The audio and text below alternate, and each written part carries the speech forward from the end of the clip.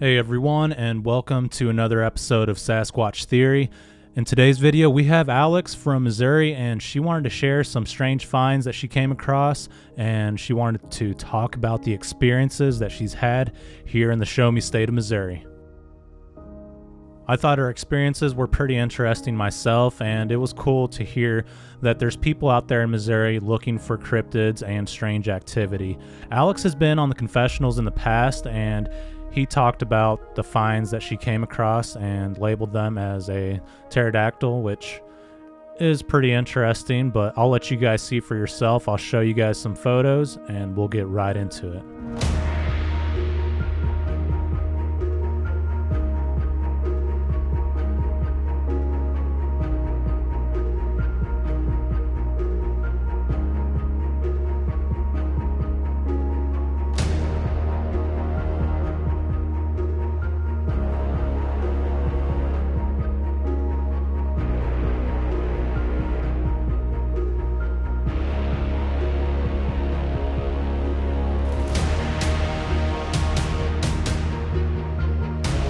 You don't see anywhere where anything could have laid it down? Like a tractor or...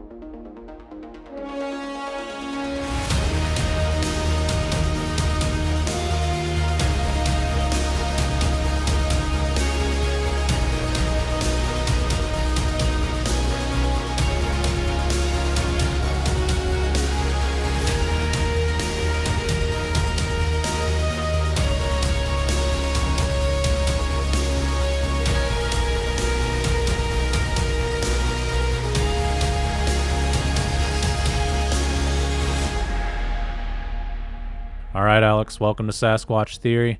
How are you doing today? I'm doing good. How are you? I'm doing excellent. Thank you so much for asking. Alex, if you would, tell me a little bit about yourself, where you're from, and your experiences from the very beginning, please. Well, my name is Alex. Some people call me Shay. I'm a photographer, freelance. Been doing that for 10 plus years now.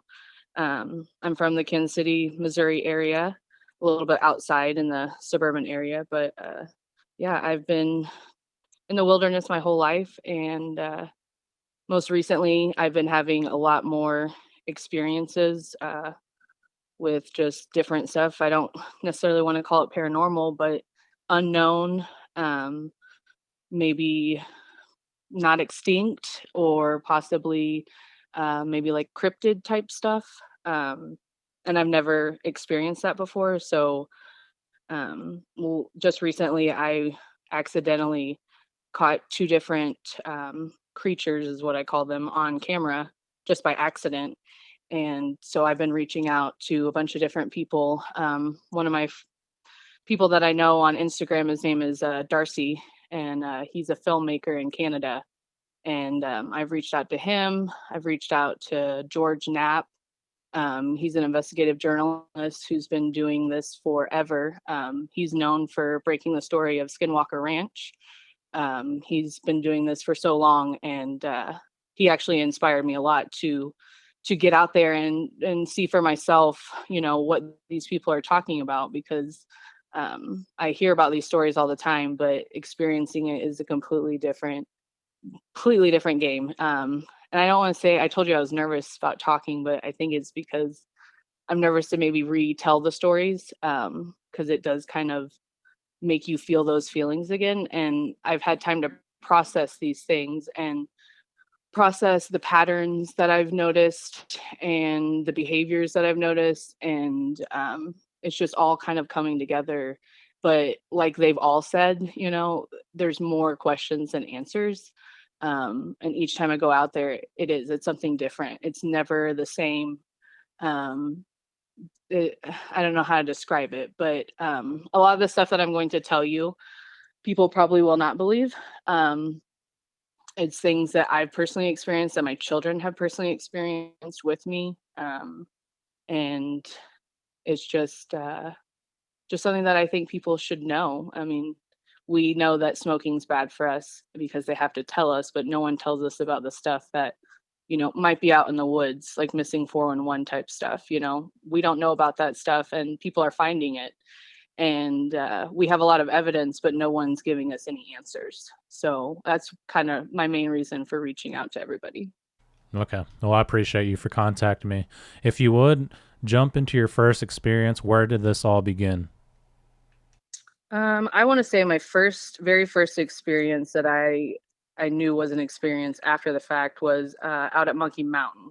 So I'm going to talk about two different parks. One of them is Monkey Mountain, that is in Grain Valley, and then there's another one called Burrow Woods that's in Blue Springs. But this uh, specific incident was at Monkey Mountain, and I had moved away after I turned 18, and I'd come back, and I was living in Grain Valley, and I had a photographer friend, and I went to school with her and I said, "Hey, we should go out to Monkey Mountain. We should take pictures. It would be super fun because we both love taking pictures of like landscape and we should go out there." And so we go out there and everything's going good.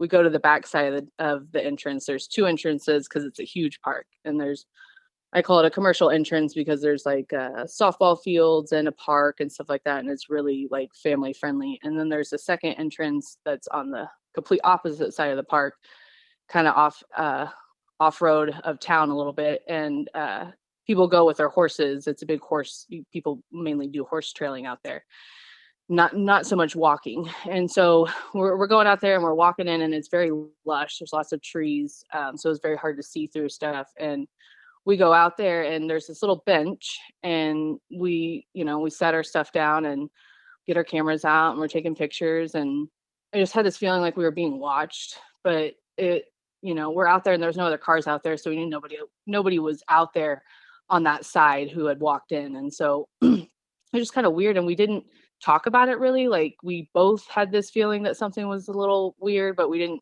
really say anything to each other. And I just remember at one point I said, "Oh," said, "wouldn't it be cool if you put your glasses down on the bench?"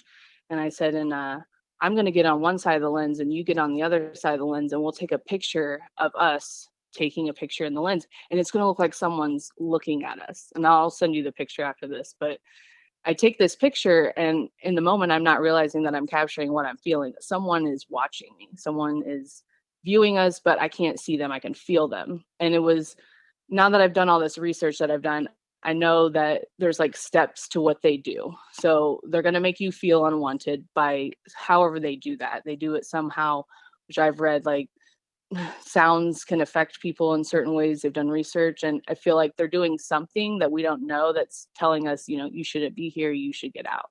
And then I think there's other steps, like they make sounds, and maybe they throw something at you, whatever it may be. But I just knew that we didn't belong there. We should get out. And so we left, and I didn't really think about it for a long time. I mean, a very long time. It had been years. And then me and my son had started going out to Burrow Woods, and I'd been out there my whole life. So I didn't have any type of bad, feelings out there. And so we would go out there. There's limestone. It's incredible. It's just an amazing trail out there. We would always go on the same one. We never would go off on any others. And so we knew this trail very, very well. I call this my Men in Black experience. I don't know how else to describe it.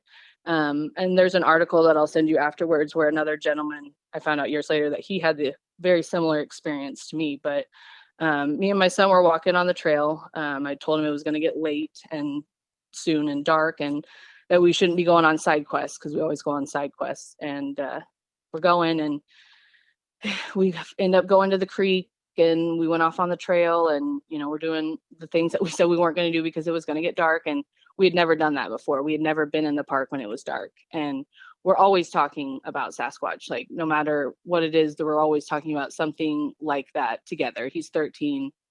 He knows that I'm really into this stuff. And so we're always just talking about what, our big thing is, what would Sasquatch do? Like, what do you think he would do if, or what do you think they do if? And so we're always talking about that. But this particular night, we had started talking about the Men in Black subject. I had watched a documentary that Darcy did, and I was like, it's so interesting, all these different things, these people, Dan Aykroyd, he's had an experience with a Men in Black when he was trying to do a UFO show.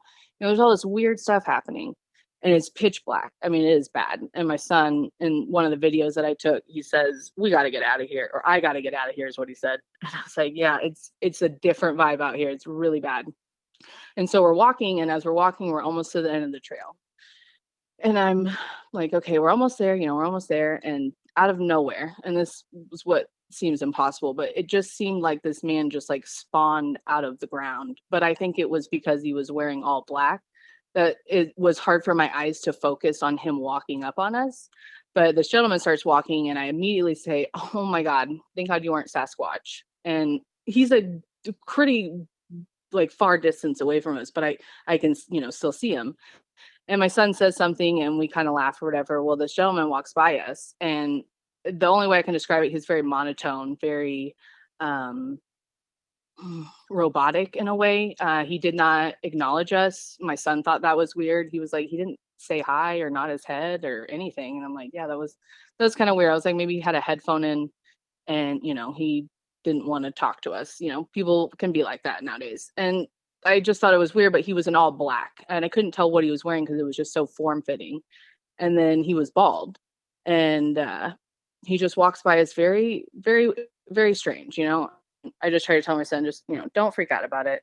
Well, he goes to turn around to look at the gentleman, and he was quite a distance away from us at this point. When he turned around, the man was turned around and he was walking towards us. And then my son goes, "Oh my God, Mom, he's walking towards us." And as soon as he said that, I hear him, my back's towards him, but I hear him go, "Ugh," and just like makes this, like, I don't even know how to describe it, but it seemed like tribal. Like it was just this very weird grunt noise. And my son just takes off. I had a huge walking stick that I had gotten on the trail. And I was so happy that I did, because I just kept telling myself in my head, don't freak out. Just don't freak out. Don't let this thing, whatever this person or whatever this is, don't let them know that you're scared, and just get to the car immediately. So we do. We run. I throw the stick. We get in the car. And there was a car in the parking lot, but my son swore that there was a lady sitting in that car and that she was sitting in it, but she wasn't in it anymore. So it was completely pitch dark. So it was very strange that this man is walking in the pitch black in all black clothing when the park's closing. Like we should have been gone a long time ago because the sun was going down. I think it closes at a certain time, but I just thought it was very odd that this man just is, I don't know, went on a walk in the middle of the night with all black clothes. But years later, I find out that another gentleman had the same experience. He was walking through the woods. He had been walking through those woods forever. And he said he'd come upon a clearing, and this person was standing there, a man, with his back towards him. And he was like feet away from him. And he said that he walked a little bit closer to the man, and he expected the man to turn around, say hello, acknowledge him. He said he didn't. And he got this instant fear over him. And he said he continued to back away from this person, always staring at him. And he said the gentleman kept his back to him the whole time. And this is an article that you can Google. Margie K wrote the article, but he's backing up and he's backing up. He said he's about 100 yards away from this man. He pulls his binoculars up on the guy, and he said as soon as he gets him focused in the binoculars, the man turned around and looked at him. And he said he had the most evil looking face he'd ever seen in his life. And he booked it out of there. And he basically wrote this lady to tell her, hey, you need to let people know, don't go to Burr Oak Woods alone, because there's somebody or something out there and it's not right.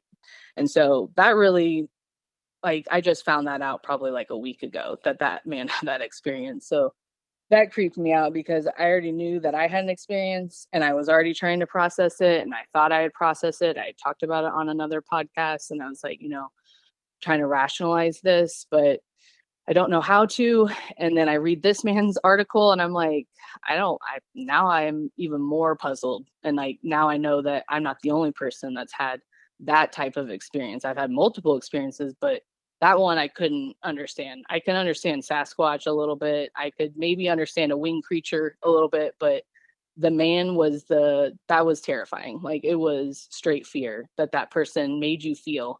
And for whatever reason, it was when you looked at that person that then they acknowledged you. They didn't acknowledge you until you acknowledged them for how they were making you feel somehow. I don't know. It was very strange. So then after that, we didn't want to go back on that trail for a while. So we ended up trying to find another trail. There's about maybe five or six different trails out there. I'm not 100% sure, but um, we're like, we're going to go on a different trail. This time, all four of my kids were with me.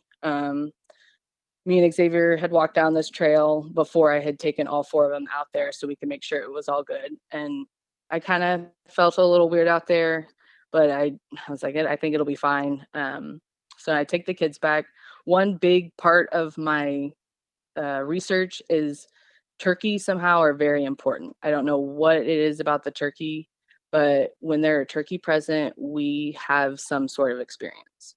So there was this turkey out there that we kept seeing, and we called him Jerry, and my son just loved this turkey. And we see him when all four of the kids are out there, and we're walking down this trail, and my 4-year-old is the one that doesn't, he knows when things are happening. He'll go, no, no, Sasquatch, I don't like this. And, we try to just tell him, it's okay. We're just going on a walk. We're staying on the trail. We're all with you. And so we keep walking. The kids are running at the turkey. They're having a great time. My daughters saw a turkey for the first time with us out there. And, we start going down the trail that me and Xavier had went down on, and Aaliyah and Xavier had went ahead of us, and they're running, and a big bee had come and scared them. And so they ran back. And when they're running back, we hear this monkey call. Sounded just like a monkey that you would hear any other day. And my middle daughter, she goes, Mom, that was a monkey. She says, there's a monkey in that bush right there. And I was like, oh my God, like, I know I heard it, but they heard it. Then it got even weirder because I've heard this research that they've been doing where they're saying that trees talk and that they make these creaking noises. Well, we heard this door creak. It sounded like a door was opening. I mean, it literally sounded like someone was taking this squeaky door and just opening it as hard and loud as they could. And the squeaking door was in the bush, and it stayed in the same spot. The squeaking bush didn't move, but the monkey sound, I would say, hey, can you make that noise again for me? And it would do it. And then by the time I got my phone out, because my daughter's like, you need to be recording this, we tried to get it to do it again, and it wouldn't while I was recording. But before, it was talking to us, and then it was following us in the bush, but we couldn't see it. There was nothing to see, but we could hear it, and we could hear it moving, walking, and then making the monkey noises. So we stay there for a long time. I try to get it to keep talking. And as we're walking away, my son says, Mom, the Sasquatch said, thank you, for coming out here. And I said, what? Because I don't know how to explain this, but they're putting messages in my head, and they're telling me, thank you. And they said your name. And my daughter goes, they know your name? And I said, well, I mean, I talk to them sometimes when I think that they're around or that they're, following us, but, I don't know if they can actually hear me. And my son's like, I don't know how to explain this, Mom, but that's what's happening. They're telling me, they like us, or they like that we're here. And so I wrote that down because I did think that was interesting that, that he said that. I called Burr Oak Woods about that to just tell them. They do have private property around the area, and it is owned by, obviously by people. And so I just wanted to tell them, like, hey, look, I don't know, what's going on, but we did hear a monkey call out there. She tried to explain to me that maybe birds could have made the sound, the birds could have been making monkey sounds. I expressed to her that it was communicating with me and that it was moving in the bush. And so I just informed her. So maybe if, somebody did actually have a monkey, and maybe it did get out from their house, people do own exotic animals, but we couldn't see anything. I went back and looked. There was nothing that I could see.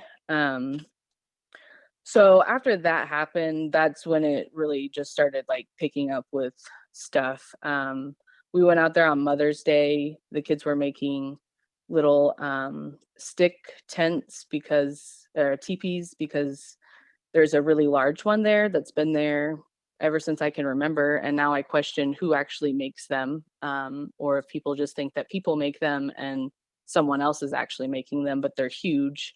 They're not cut, they are just broken trees from around the area, but they were making those, and my daughter had made a little thing that said Bigfoot, and she made it out of sticks. And for whatever reason, my son said, I'm going to go check out that teepee again. And I just had this weird feeling. I was like, I don't think that you should go over there. Please don't go over there. I don't know. Something's telling me, please just don't go over there. And as soon as he said that, or as soon as I said that to him, this huge branch comes flying at us. Like, I mean, not a twig, not a little stick, like a huge branch just came like flying at us. And it didn't get anywhere near us, but I mean, it just crashed through all those trees like you wouldn't believe. And it wasn't like it fell down and like it fell down and went, it went through trees and was like at us. We left after that. We went back again to that trail because that day we had discovered that there was an extra trail that I didn't know about. That's why I said I didn't know how many trails there were. And so we went down that trail. It was just me and my two daughters. We always love looking for any type of tracks from animals. So we'll just spot them all. You know, oh, there's deer, there's a baby deer. Maybe we'll see raccoon. I've seen some weird prints out at Monkey Mountain that I've taken pictures of.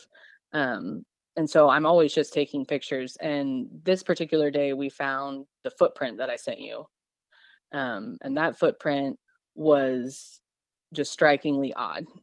It's flat. There is no arch whatsoever. And that's what drew me to it at first. I just couldn't believe how deep it was. For one, it was hard to tell in the pictures, and I don't know anything about, I didn't have any casting stuff, and I should, but I took a picture that day, and then we went back a few days later and it was still there. And it had rained, so it was covered in water, but we had found that track and there was no other tracks around it. So we were trying to see, you know, how this person put one foot here and no foot anywhere else. And it was going in the direction of the trail. So it wasn't like they stepped and then they walked sideways. They were going in that direction. It almost looked like they were running because the toe was so deep. The big toe was like really pushed down in the mud. That's the best way I can explain it, I guess.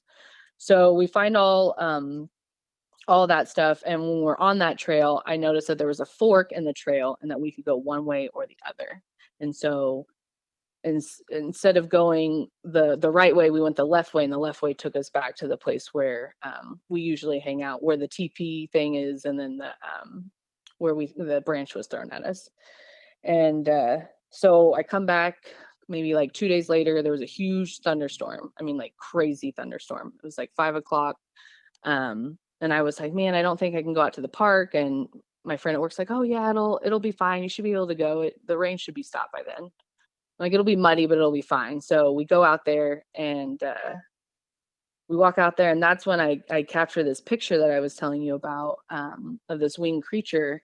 We're walking on this trail, and before I get the picture, we're walking, and there's all this grass that's up. I don't know really what it is, but it's some kind of grass. And I'm always looking for impressions of everything. Like I said, the tracks and stuff. And I've noticed out there that in another part of the park, there was this laid down grass everywhere. And it was just so odd and weird. And I couldn't understand it. And I have pictures of that too. I think I took a video, but I just thought it was odd. And so when I saw this one, I was like, wow, that is like very strange. And I didn't know what to think of it. And so I've been watching a lot of crop circle videos too. And this lady had talked about how certain crop circles have geometry numbers somehow, and some of them are evens and some of them are odds. And she said a certain one, either the evens or the odds, one of the two, one of them has like a bad feeling inside of it and the other one has a good feeling. So when you're inside of it or you're maybe stepping on it, you have a feeling, and they know by researching these crop circles. So in my head, I was thinking about that, and I wasn't thinking it was a crop circle, but in my head, I was just like, oh, when I stepped on it, I said, oh, I don't know if I should have done that. That was probably not a good thing that I did, that I stepped on it. And I remember what that lady had said. And then I was like, it doesn't feel good. It doesn't feel right. And it felt weird, but I still took a picture of it anyways, because I couldn't understand this like wing wings. There was like, it looked, what the best way I could describe it, it looked like a snow angel. It looked like somebody had made a snow angel, but it was out of grass. That's the best way I can describe it. So I take a picture, and my son goes and he goes, "Oh, look. Oh, the turkey. We saw the turkey. There was turkey there that day too."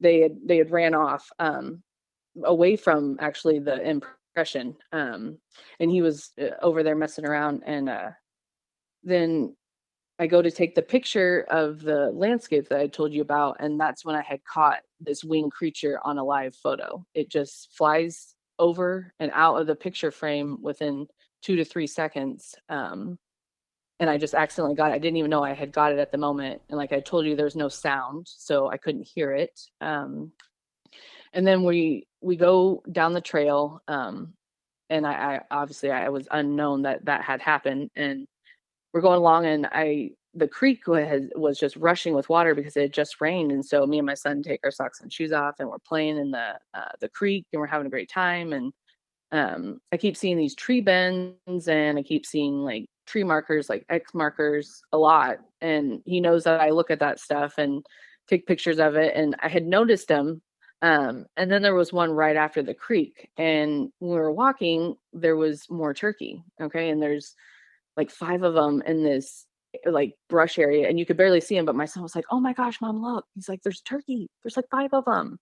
And we were so excited because we love those turkeys out there. And so I'm taking a video, and I wish I had just kept recording, but I didn't. And now after that moment, that's what me and my son do. I don't ever I'm always recording with my phone, and I'll get better stuff as I go. But um I'm recording these turkey, and we're talking about the turkey, and I turn off my phone, and I go to put it in my pocket, and we go to walk away, and there's this big, huge black, I don't even know, mass is what it looked like, but it was like it was watching us watch the turkey. So like it was funny because it's like almost like being at the zoo or something. Like we were watching these turkey, and we were distracted by these turkey, and it was watching us because we were distracted. And then when we were not distracted anymore, I think it was too close, and it realized that we had saw it. I didn't see anything like a head or a face or anything like that. But what I did see was my son said it was brown. I said it was black, but it happened so fast I couldn't even tell what was happening. But it almost like got down like a bear, and it barreled through this brush like you wouldn't believe. Like it sounded like a rhinoceros was running through this brush. And then it just stopped instantly. And the weird part about it is it was a hill, and the hill went down to that creek that we were just at, but we were a little bit further down. We had walked just a little bit away from where, like we walked a little bit from the creek where the turkey were, and then we walked just a little bit when we saw the thing. And so it had to have gone straight down into the creek. But that was what we couldn't understand. In the moment, I literally stood there, and I was frozen. I didn't run. I didn't know what to do. I was just frozen. And I looked at my son, and I said, "What the F was that?" Like, oh my God. And he just laughed because he was so nervous. And he was like, "Dude, no, what was that?" And I just like, I couldn't believe that we were even having that moment together, for one. And then it was just silence. It wasn't like we could hear it going into the creek, or that we could hear it going up the hill to go away. If it was an animal like a big cat or anything, we don't have that out. I mean, we might have bobcat or something, but we don't have big exotic animals like that. I mean, this thing was huge, and if you would have heard the sound of it going through the brush, like it was so intense, and it was so close to us. Like that was just what was crazy. And I'm kicking myself in the butt right now that I didn't go and look in that area for the track, or for a track, because I was so scared. I was like, "Oh my God." I was like, "I don't think we should finish going on this trail, Xavier. We've never been on this trail. I don't know what's at the end of this trail." He's like, "No, no, no. We have to keep going. Just keep recording. Just keep recording the whole time." And so we did, and we get to the end of this thing, and I end up finding a nest down there that I think is a potential nest. And it just ends. It's like the creek kind of ends, and it's all these rocks and whatnot, the limestone, and it's just this big open area. And that's why I kind of noticed they make little markers in certain spots of almost like, "Don't go past here. This is not a good area to go in," something like that. Trying to think of the other one. So then me and my daughter go back to Burr Oaks. I actually thought it would be a good idea that I leave them candies, because I had heard a guy say that they like cherry Pez. That's like one of their favorite things. Apparently, they like those. But all I had was Smarties. Um, and so we go. Oh, I forgot to tell you about when we found the footprint. We also found possible Sasquatch scat. I didn't touch it with my hands. I used a pine cone and a stick, and I moved it away from the area so that it didn't get ruined, so that I could get proper gloves and stuff. And I actually collected it because I think it could possibly be, and I would rather me collect it and it not be than me not collect it and it be. Um, but I felt like it knew that I was leaving them something, like the candies, so it was almost like they left me something in a way, like a gift, I guess. I don't know. That sounds kind of weird to say it like that, but anyway, so we go out there to collect the scat, and I told Arya, I said, we should go down there and check if they took the candies. And the candies were gone where I'd put it, but in my opinion, it was on the ground. It could have been small animals that took it for all I know, but I had left it at the creek where we had been playing in, and felt like that was like a good offering place for them. So when we're walking towards to go to the creek at that same spot where I got the first winged creature, um, I got a second one, and it was by accident. I'm recording because I know that I have to always be recording now. And as I'm recording, there's more turkey again, and I'm like, oh look, Arya, there's turkey. I think I sent you the video. And I just, for whatever reason, accidentally flipped my phone upside down, and it's recording the sky, and I'm not even knowing that I'm doing that. Like, once again, I took a live photo, I didn't know it. This time I'm taking a video, and it's flipped upside down and it's pointed at the sky, and I think I caught a possible UFO. And then this other thing doesn't look like the winged creature, but it looks like, in my opinion, in different shots, it looks like either a spider, it could look like a scorpion, and it could also look like a dragonfly, but it never looks the same. It always looks different. So that's why I'm puzzled as to what it is. And it was very high in the sky. Um, and I think, mm, oh, the one thing that I did want to touch on was that when we were at the creek before we had the sighting experience, I had somebody whisper in my ear, and I know I had told you about how I feel like they have steps. I feel like the first step is them making you feel, not, I don't want to say necessarily feel uncomfortable, but make you feel like you need to be out of the area, like you don't need to be there. I think the second one is they will make a noise or some type of communication with you. That time when they whispered in my ear, I was standing on the rock in the middle of the creek, and I told my son I have a rule with them that they're not allowed to be out of my sight ever when we're in the wilderness, just because I have watched Missing 411 and read the books. But I just, that's my rule. You are not allowed to be out of my sight. And he was getting too far up the creek, and I kept telling him, I don't want you out of my sight. Don't go any further. We went that way. The creek, yes, we know the creek goes that way, but we're going to be going this way, and you need to stay over here. And as I'm telling him that, and I'm getting this feeling like, don't go any further, something whispered in my ear, and I know I heard it because I did a 360, and I did it several times before he came all the way back to me. I just kept looking around to see if I could see anything. And it was almost like they were saying leave, but they didn't say it like that. It was like they said it like, I'm not saying the word that they said, but it was like they said like "Anah," like they were like, leave. You need to leave. We've asked you to leave. This isn't your an area that you should be in. And I didn't listen. And since I feel like since I didn't listen to that, and I didn't leave because my son kept saying, no, let's keep going, I want to see where this trail goes.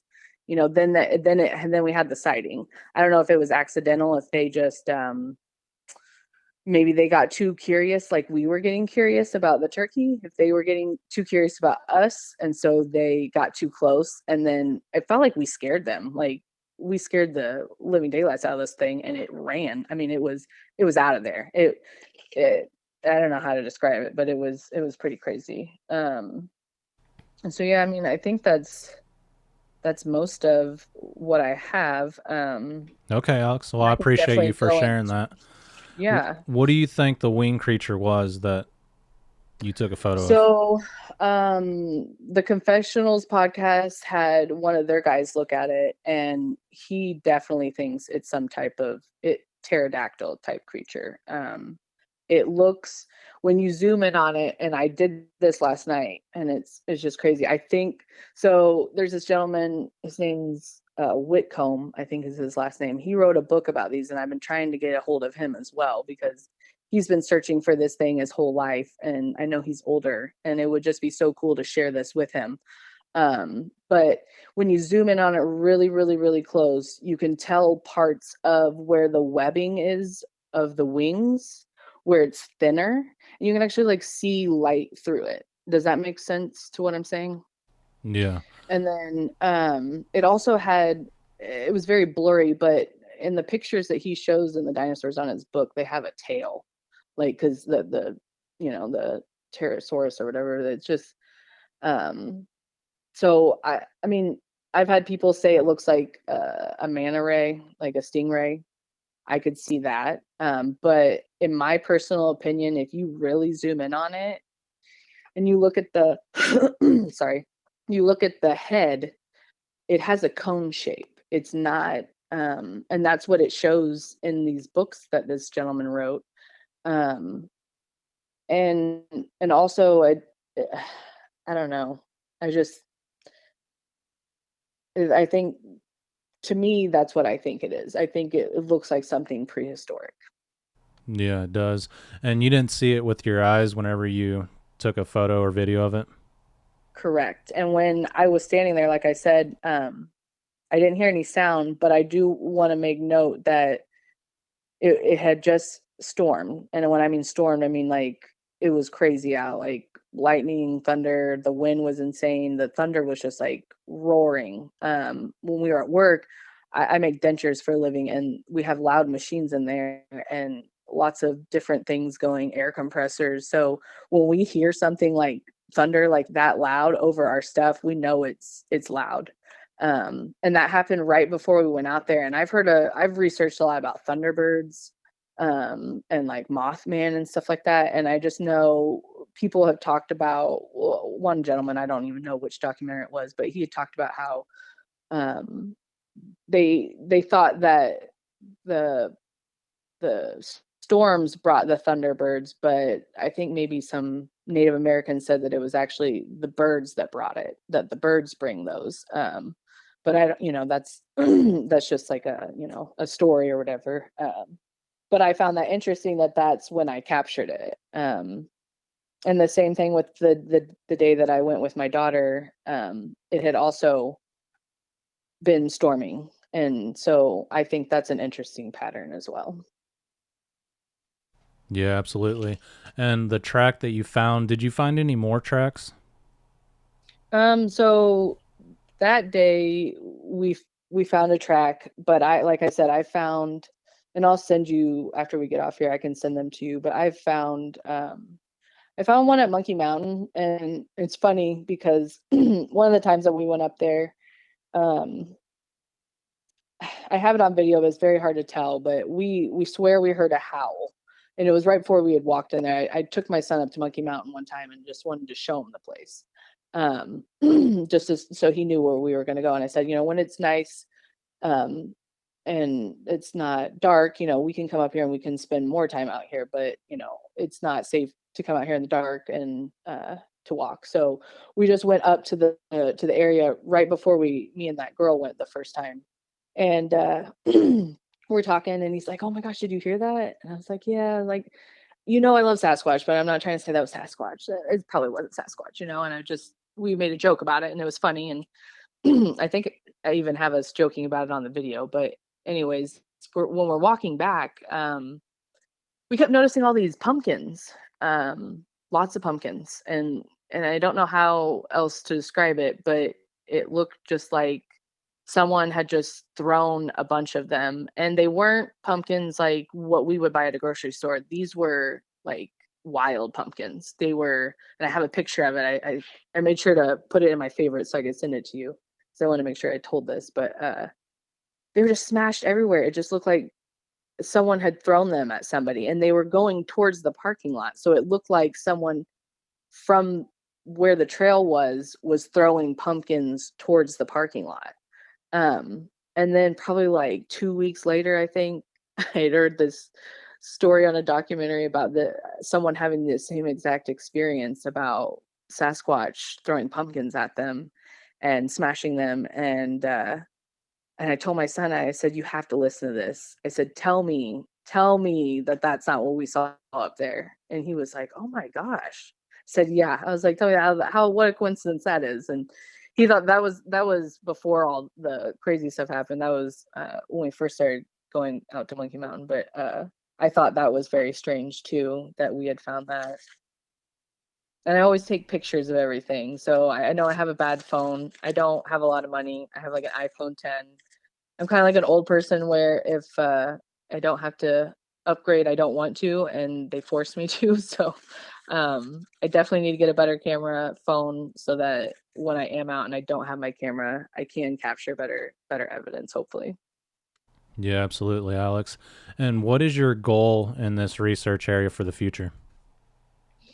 My goal would just be to make people more aware of, um, I guess, what the reality is that we're unaware of.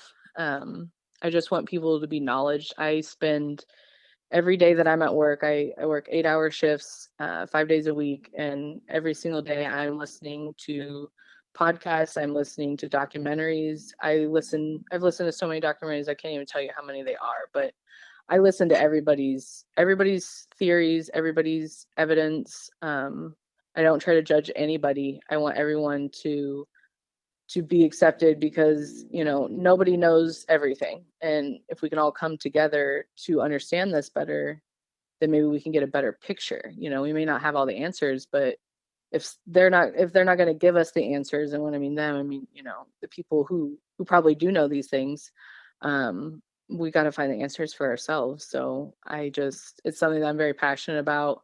I've always been passionate about strange things my whole life, but now actually experiencing them is just been quite interesting. The one of the very first experiences that I had, and I don't even want to call it Sasquatch, I called it more like a Jeepers Creepers moment. But I used to explore abandoned buildings, and I had one time where I went into a house, and it was clearly an abandoned house.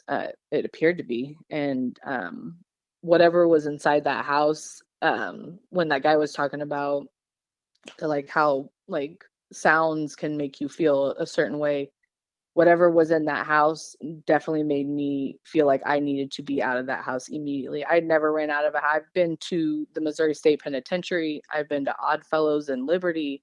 I've been to so many quote unquote haunted places where I've had terrifying experiences, and I had never been more scared in my entire life.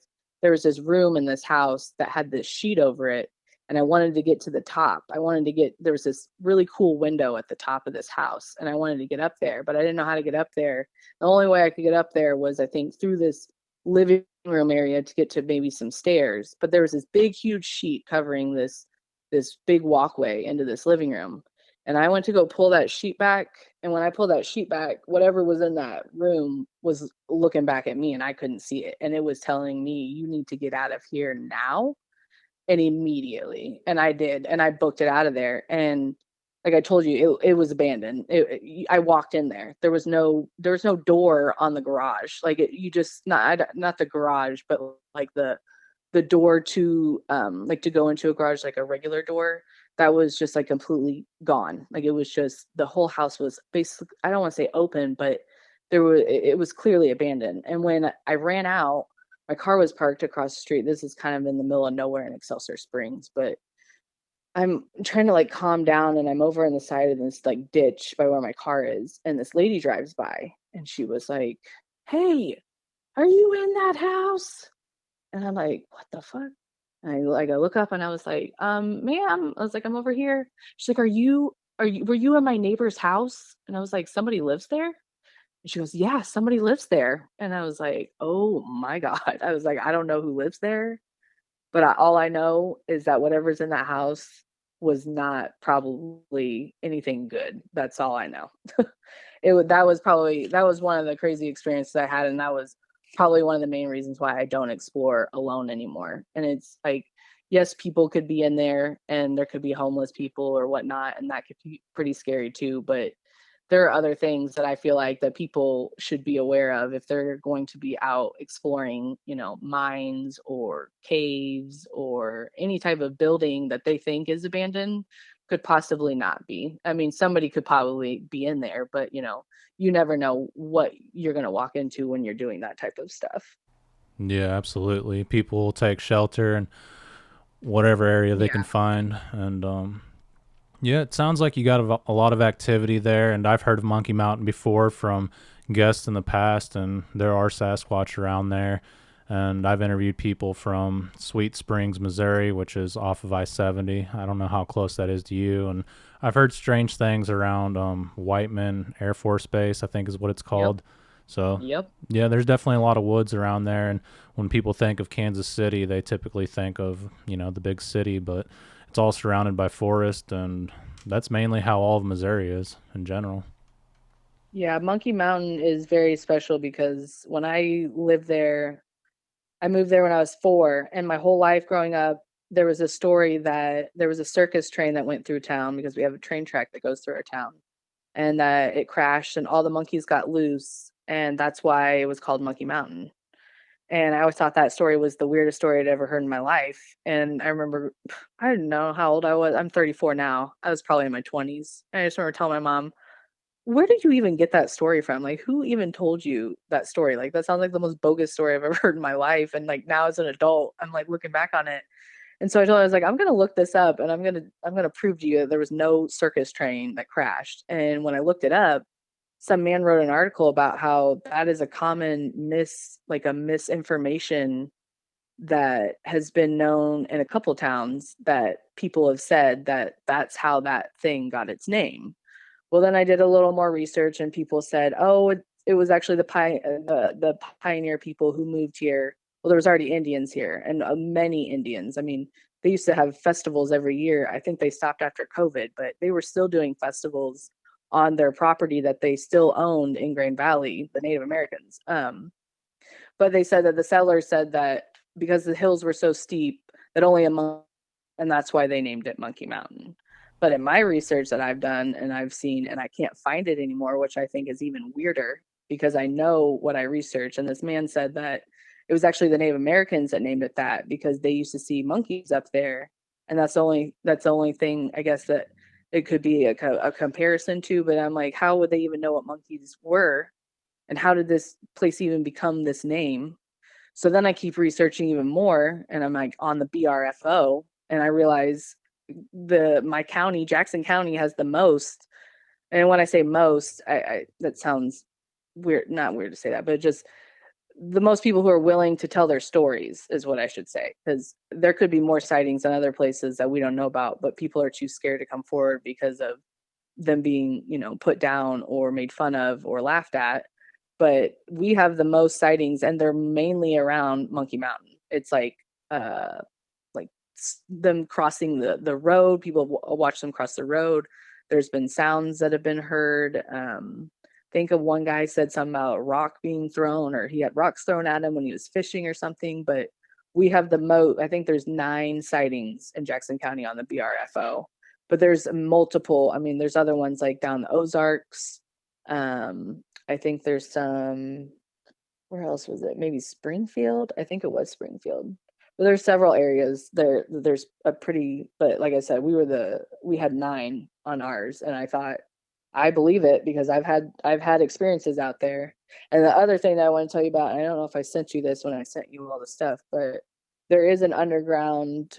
There's a cave that is directly next to this park, Burr Oak Woods. It is, I'm pretty sure it's privately owned, but I know it's probably affiliated with the government. And my theory is they teach science and technology is what they promote. And they have hundreds of campuses all over the United States. But the catcher is they don't actually have campuses where you go in. Everything is online. Okay. And it's all learning about science and technology. Well, there's a science and technology lab, and it's in an underground cave, and it's blocked off. And my friend said his nephew and his friends were just being teenagers, and they jumped the fence and they tried to go and see what the hell this place was. And they're going, and they said when they got anywhere near that building, all these alarms just started going off like crazy. And so they booked it and they ran. And I thought I would do research into it. And so I called the place and I talked to one of the guys, because you can call and you can say, I'm a parent, and learn about it. And I just said, my son wants to know what the scientists are doing in the cave down there. And the guy's like, oh yeah, well, we can't go down there. That's something that would have to be arranged. And I was like, oh, well, he's just really curious about what they're doing in that underground cave. And he admitted that it was an underground cave, and it clearly is. And you can see in the video that there's an entrance, but I don't know how big it is. I don't know what they do down there, but my feeling is this science and technology school is kind of like, how I explained it to somebody today was, it's like they're recruiting like Bob Lazar or something. They want to see who's good at what, who's good at this, who's good at that, who can we recruit to help us with things that, could advance in different areas, but we don't know anything about it, because people drive by that place. They have no idea they probably have no idea that there's an underground cave over there, or that it probably was an original cave and somehow they transformed it into something. And it could be a whole city under there that we have no idea about. And, people don't know it because they can't see it. People are worried about buildings that they see, but they have no idea what goes on underground, underwater. It's crazy, in mountains. It's endless. Yeah, absolutely. And it'd be hard to say without having an insider let us know Right. what's actually going on there. But yeah, Alex, I appreciate your time today. You did an excellent job at relaying your experiences and encounters. And yeah, if you ever discover anything else in the future, certainly feel free to reach out to me. Perfect. I absolutely will. Thank you so much for your time and listening to my stories. Yeah, absolutely. And I hope to hear from you in the future, okay? Yeah, thank you so much. Thank you. Take care. You too. Bye. All right, Alex, thank you for relaying your experiences and your finds here on Sasquatch Theory, and that really means a lot. It was cool to hear another report from Monkey Mountain, and like I said before, there's a lot of people that talk about that area, and apparently there's a lot of strange stuff going on there. The matted down grass in the field was pretty interesting, and it does seem like something large was in the area. I can't say for myself, of course, because I wasn't there and I didn't see any tractor tracks in the area, but I'll take Alex's word. The confessional's take on the video of it being a pterodactyl was, I don't know, in my opinion, a far stretch, but you never know. I mean, it seems like to me that whatever it was not as big as the top of the trees, and it seemed pretty small. I think personally, and this is just my opinion, and this isn't to put anyone down, I think it was a horsefly that flew past her phone really fast, and if it was a pterodactyl, you would have seen it. You would have seen it with your own eyes, and that's what I personally think it is. But again, this isn't to put anyone down, and I just want to relay what I'm thinking. Not that that matters, but a lot of people want my opinion, and that's what I think it is. I think it was a horsefly or some type of insect, but you never know, guys. There's strange stuff going on out there, and these cameras pick up things that the human eye does not see. There's a lot more going on behind the scenes, and just because you don't see it does not mean it's not real. All right, I appreciate everyone for listening, and until the next one, take care and be safe, everyone.